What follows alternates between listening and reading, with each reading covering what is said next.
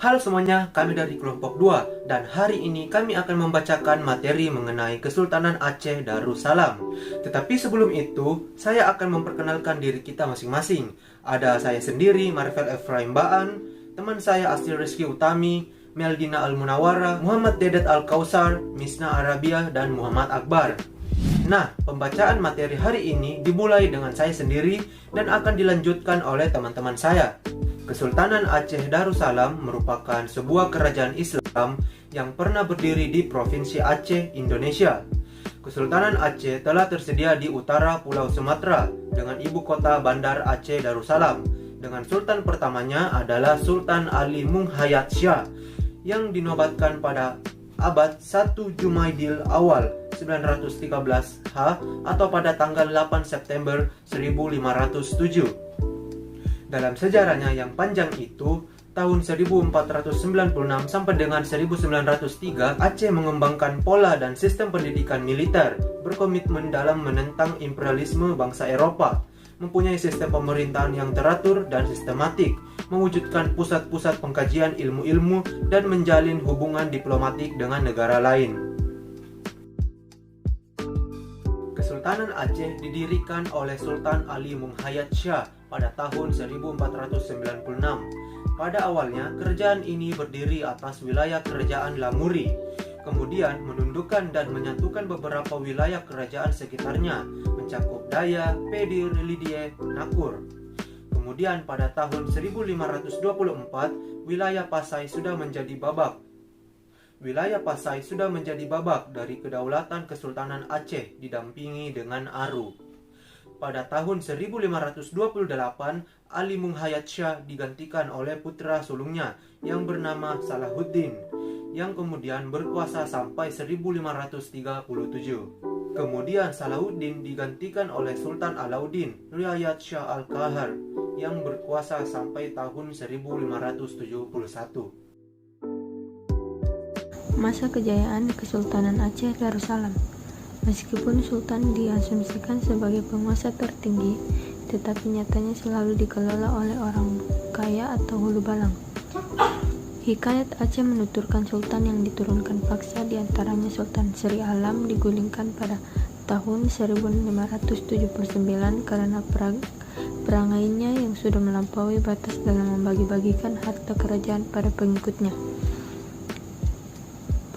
Penggantinya Sultan Zainal Abidin terbunuh beberapa bulan kemudian karena kekejamannya dan karena kecanduannya berburu dan adu binatang. Raja raya dan orang kaya menawarkan mahkota untuk Alauddin Riayat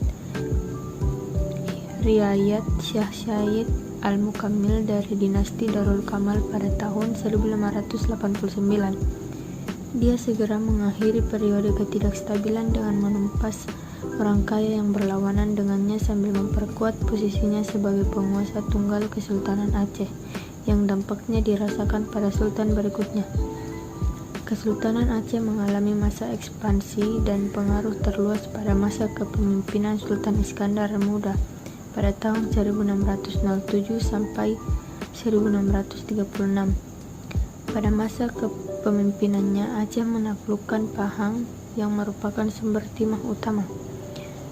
Pada tahun 1629, Kesultanan Aceh melakukan penyerangan terhadap Portugis di Melaka dengan armada yang terdiri dari 500 buah kapal perang dan 60.000 tentara laut. Serangan ini dalam upaya menambah luas dominasi Aceh atas Selat Malaka dan Semenanjung Melayu. Sayangnya ekspedisi ini gagal meskipun pada tahun yang sama Aceh menduduki Kedah dan banyak membawa penduduknya ke Aceh. Pada masa Sultan Alauddin Riayat Syed Al-Mukammil atau kakek Sultan Iskandar Muda, didatangkan perutusan diplomatik ke Belanda pada tahun 1602 dengan pimpinan Tuanku Abdul Hamid. Sultan juga banyak mengirim surat ke bermacam pimpinan alam seperti ke Sultan Turki Selim, Pangeran Maurits van Nassau, dan Ratu Elizabeth. Seluruh ini diterapkan sebagai memperkuat posisi kekuasaan Aceh. Kemunduran Kemunduran Aceh disebabkan oleh beberapa faktor. Di salahnya ialah makin menguatnya kekuasaan Belanda di Pulau Sumatera dan Selat Malaka, ditandai dengan jatuhnya wilayah Minangkabau, Siak, Tiku, Tapanuli, Mandailing, Deli, Barus 1840, serta Bengkulu ke dalam pangkuan penjajahan Belanda. Faktor penting lainnya ialah telah tersedia perebutan kekuasaan di sela pewaris tahta kesultanan. Hal ini dapat ditelah lebih awal setelah kemangkatan Sultan Iskandar Sani sampai serangkaian peristiwa nanti di mana para bangsawan berhasrat mengurangi kontrol sempit kekuasaan Sultan dengan mengangkat janda Iskandar Tasani menjadi sultanah. Beberapa sumber menyebutkan bahwa ketakutan akan kembali Raja Tiran Sultan Iskandar Muda yang melantar belakangi pengangkatan ratu. Sejak itu masa damai terasa di Aceh parah oleh bala lepas perdagangan dengan pedagang asing tanpa harus melewati pelabuhan Sultan di ibu kota.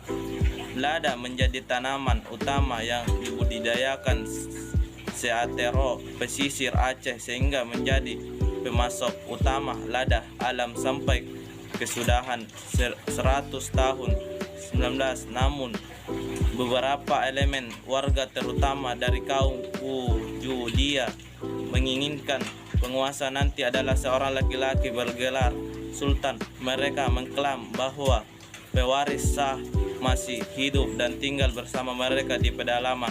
Perang saudara pecah, masjid raya dalam terbakar, kota bandar Aceh dalam kegaduhan dan ketidaktentraman. Menindaklanjuti pertikaian ini, Kadri Malikul telah tersedia semacam mufti agung Tagak Syekh Abdurrauf As-Sikil melakukan bermacam informasi terutama perihal pembagian kekuasaan dengan berbentuk tiga sagoe. Hal ini mengakibatkan kekuasaan kesultanan dan sultan sangat lemah dengan hanya berkuasa penuh pada kawasan.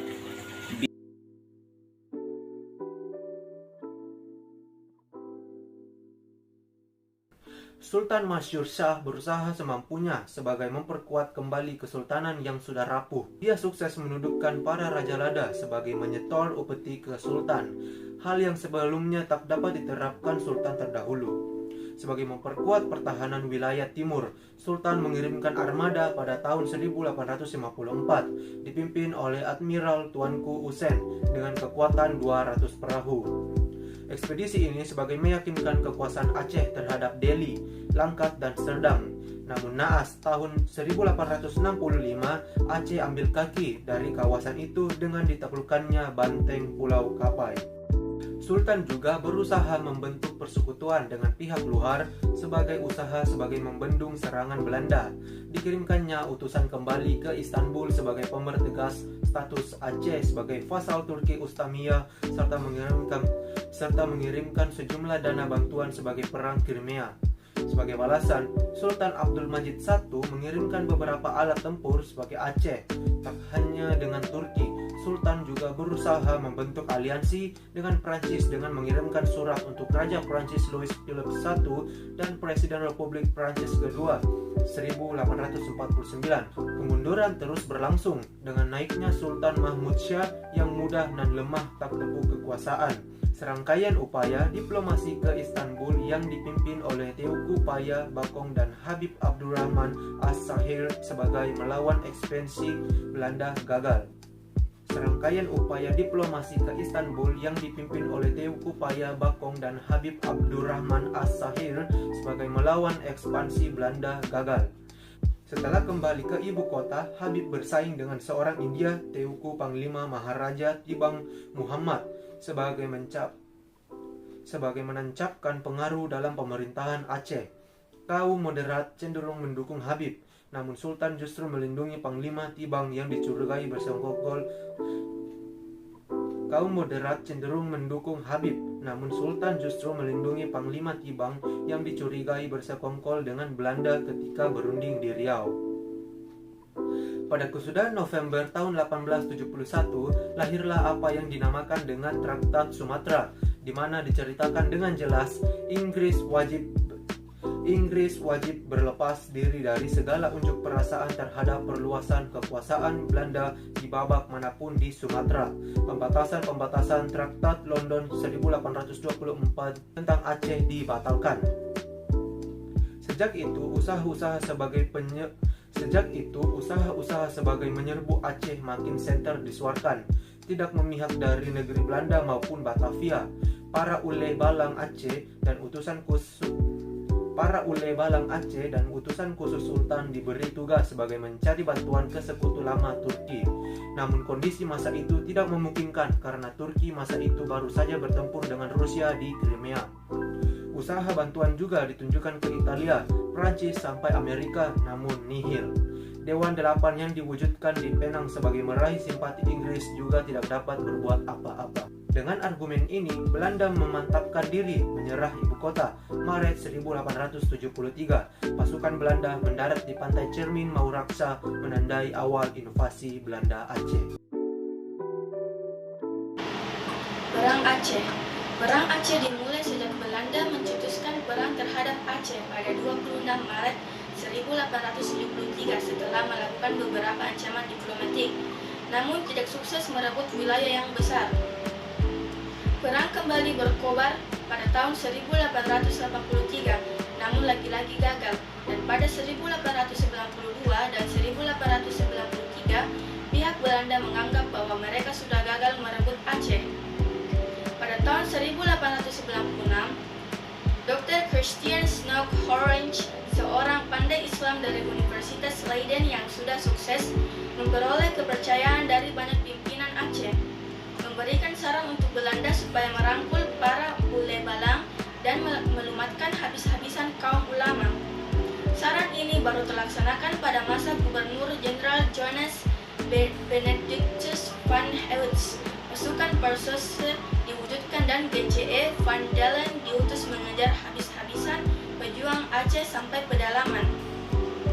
Pada Januari tahun 1903, Sultan Muhammad Daud Shah akibatnya menyerahkan diri untuk Belanda setelah dua istrinya, anak serta ibundanya terlebih dahulu ditangkap oleh Belanda. Panglima Poland Muhammad Daud, Tuanku Raja Peumala, dan Tuanku Mahmud menyusul pada tahun yang sama, pada bulan September. Perjuangan dilanjutkan oleh ulama keturunan TGK, Syekh di Tiro dan habis ketika di TK Mahidin di Tiro atau lebih dikenal Teungku Mayat tewas 1910 di Gunung Halimun. Pemerintahan Sultan Aceh.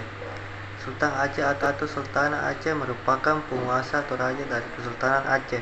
Sultan awalnya bermarkas di Kampung Pandeh, Bandar Aceh Darussalam, kemudian pindah dalam Darut Alam di kawasan sekitar pendopo Gubernur Aceh sekarang. Dari awal sampai tahun 1873, ibu kota telah bersedia tetap di Bandar Aceh Darussalam, yang kemudian babak perang dengan Belanda pindah ke Keumala, sebuah kawasan di pedalaman Pidie. Sultan atau Sultanah diangkat maupun diturunkan atau persetujuan oleh tiga panglima Sagwe dan Teuku Kadi. Malikul telah tersedia Mufti Agung Kerajaan. Sultan baru sah bila sudah membayar jiname Aceh, mas kawin Aceh yaitu emas murni 32 kati, uang tunai 1.600 ringgit berupa 10 ekor kerbau dan beberapa bunda padi. Kawasan langsung telah bersedia dalam kekuasaan Sultanan kawasan Bebui. Sejak Sultanah Sakituddin Inayat Syah adalah kawasan dalam Darut Dunia. Masjid Raya Mauraksa, Leut Bata, Pagaraya, Lamsayung, Peulagahan, Gempon Jawa, dan Kampung Pandeh. Lambang kekuasaan tertinggi yang dipegang Sultan diambangkan dengan dua cara, yaitu keris dan cap. Tanpa keris tidak telah tersedia pegawai yang dapat mengaku bertugas melaksanakan perintah sultan. Tanpa cap tidak telah tersedia peraturan yang mempunyai kekuatan hukum. Perekonomian Aceh banyak mempunyai komoditas yang diperdagangkan, di antaranya minyak tanah dari Deli, belerang dari Pulau Weh dan Gunung Selewah, kapur dari Singkil, kapur barus dan menyan dari Barus, emas di pantai barat, sutra di Banda Aceh. Selain itu, di ibu kota juga banyak terdapat padai emas, tembaga, dan swasta yang mengolah benda atau barang yang mentah menjadi benda atau barang aci. Sebagai pidie merupakan lumpung beras untuk kesultanan, namun di seluruh yang menjadi komoditas unggulan sebagian diekspor adalah lada. Produksi terbesar terjadi pada tahun 1820. Menurut anggaran Penang, nilai ekspor Aceh mencapai 1,9 juta dolar Spanyol. Dari sejumlah ini 400 dibawa ke Penang senilai 1 juta, diangkut oleh pedagang Amerika dari wilayah Lada di pantai barat. Sisanya diangkut kapal dagang India, Prancis, dan Arab. Pusat lada telah tersedia di pantai barat, yaitu Rigas, Teunon, dan Meulaboh. Kebiasaan istiadat arsitektur tidak banyak meninggalkan konstruksi zaman kesultanan yang tersisa di Aceh. Istana dalam Darudonya sudah terbakar pada masa Perang Aceh Belanda. Kini babak inti dari Istana dalam Darudonya yang merupakan tempat kediaman Sultan Aceh sudah berganti menjadi Keraton Mulegio yang dipakai sebagai pendopo Gubernur Aceh. Perlu dicatat bahwa pada masa kesultanan konstruksi batu dilarang karena ditakutkan akan menjadi benteng melawan sultan. Selain itu, Masjid Raya Baitur Rahman pada masa ini bukan arsitektur yang sebenarnya, dikarenakan yang asli sudah terbakar pada masa Perang Aceh Belanda. Peninggalan arsitektur pada masa kesultanan yang masih dapat diamati sampai sekarang ini di antaranya Benteng Indrapatra, Masjid Tua Indrapuri, Pintu Kop, Lesung, dan Gunungan beserta Taman Gairah yang lapang di pusat kota Banda Aceh. Nah, itulah materi mengenai Kesultanan Aceh Darussalam. Kami dari kelompok 2, sign it out. This goes out to all my homies. Yeah, no matter the day, my homie be there. Be it rain or shine. Oke, salam dari Binjai.